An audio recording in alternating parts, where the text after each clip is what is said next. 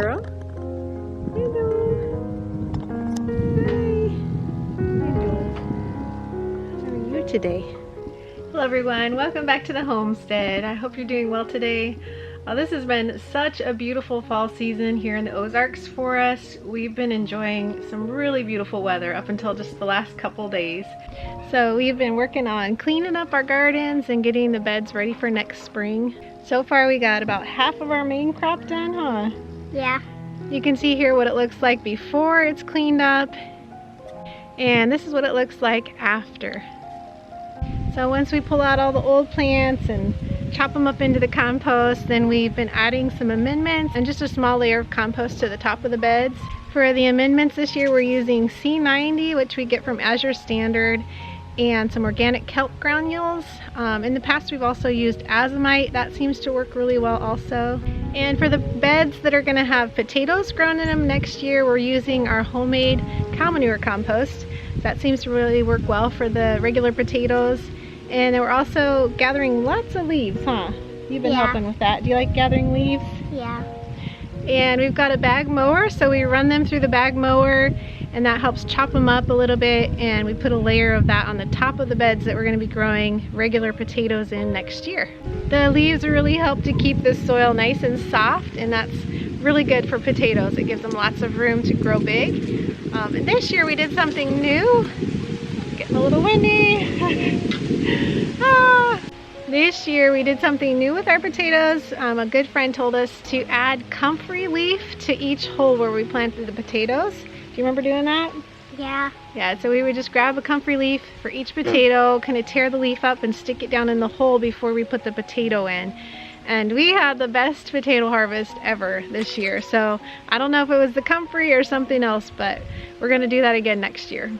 We've also been adding compost to all of our fruit trees and a little bit of lime. We've been doing that every fall for a few years now, and that seems to be working well. Caleb's been doing some work in his duck yard. That's where the water line went through for our new hydrant that was recently put in. So he's been raking out that water line spot smooth and adding some compost and putting some seed down while his ducks are not in there. We moved them to the front garden space for now, since we had to take down the fencing on their yard. So it's giving him time without the ducks in there to do some maintenance and get things fixed up for his ducks for the spring. Look who came to join us. She loves this kitty. I'm always really amazed this time of year what's still growing in the month of November in the gardens. In the last couple nights we had some really cold nights, so I'm thankful that last week I went around and got some video of some of the things that are still growing in the garden. Some of them are still doing well even after our 2 really cold nights. But I didn't do a lot of gardening videos this season, so I thought it'd be fun today to just kind of show you what's still going on in the gardens in November. Sound like fun? And I would love to hear what you all have going on in your gardens this time of year. So please let us know in the comments below.